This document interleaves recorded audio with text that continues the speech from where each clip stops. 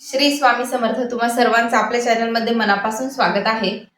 तर लवकरच आपला धोंड्याचा महिना म्हणजेच अधिक मास सुरू होणार आहे आणि या अधिक मासामध्ये सगळेच जण काही ना काही छोटी मोठी सेवा सुरू करत असतात.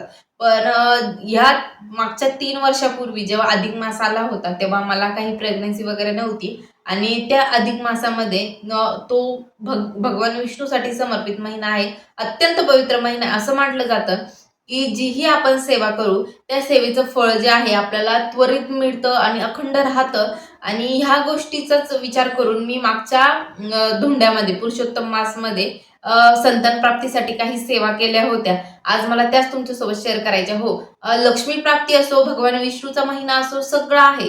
पण ह्या आपण लक्ष्मी प्राप्तीच्या सेवेसोबत आपल्याला संतान प्राप्तीच्याही सेवा करायच्या आहे. जर कुणाला संतान प्राप्ती नसेल तर ह्या धोंड्याच्या महिन्यामध्ये तुम्ही संतान प्राप्तीसाठी सेवा सुरू करू शकता. आता सेवा काय आहे? जोपर्यंत पूर्ण धोंड्याचा महिना चालू आहे, पूर्ण अधिक मास आहे, तोपर्यंत आपल्याला ह्या सेवा करायच्या. आता धोंड्याचा महिना 17 मे पासून ते 15 जून पर्यंत आहे. तर ह्या 17 तारखेपासून आपण एक अतिशय सुंदर सेवा सुरू करा ज्यांना संतान प्राप्ती नाही. आणि खरं म्हटलं तर तुम्ही ह्या सेवा सेवा करायला सुरुवात करा. भरपूर तुम्हाला ह्या गोष्टीचा रिझल्ट येईल. करायचं काय आहे? 17 तारखेला पहिला दिवस आहे धोंड्याचा. तर त्या दिवशी आपली जी बाळकृष्णाची मूर्ती असते त्या मूर्तीवरती आपल्याला 16 वेळा पुरुष सूक्त, 16 वेळा श्री सूक्त, एक वेळा व्यंकटेश स्तोत्र आणि संतान गोपाल मंत्र ह्या गोष्टीचा अभिषेक आपल्याला करायचा आहे.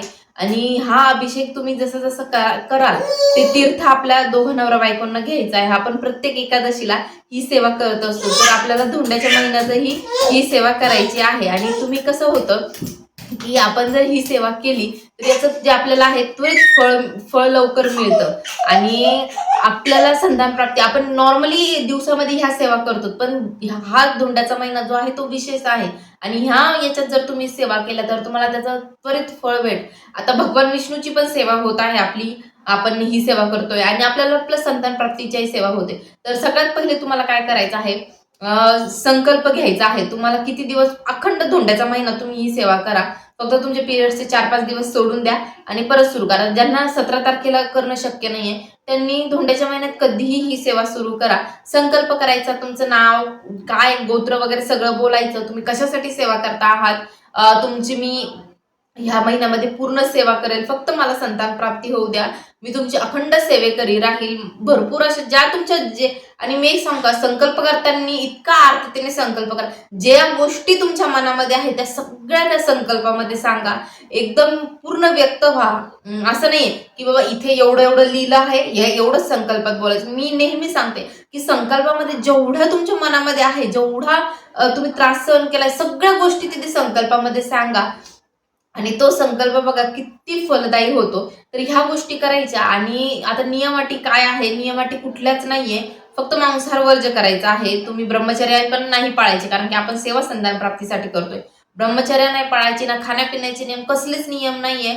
दररोज आपल्याला ही सेवा करायची. एक गळती पात्र वगैरे असेल तुमच्याकडे ते घ्यायचं, मोठं भांडं घ्यायचं आणि ते तुम्ही थोडं थोडं त्यावरती 16 वेळा श्री सुक्त, पुरुष सुक्त, संतान गोपाल मंत्र, देवकी सुत गोविंद वासुदेवाय हा जो मंत्र आहे तो मंत्र 108 वेळा एक माळ घ्यायचा आहे. तर ह्या मंत्राने काय होतं, आपल्या नित्यसेवेच्या पुस्तकामध्येच या सगळ्या गोष्टी आहे.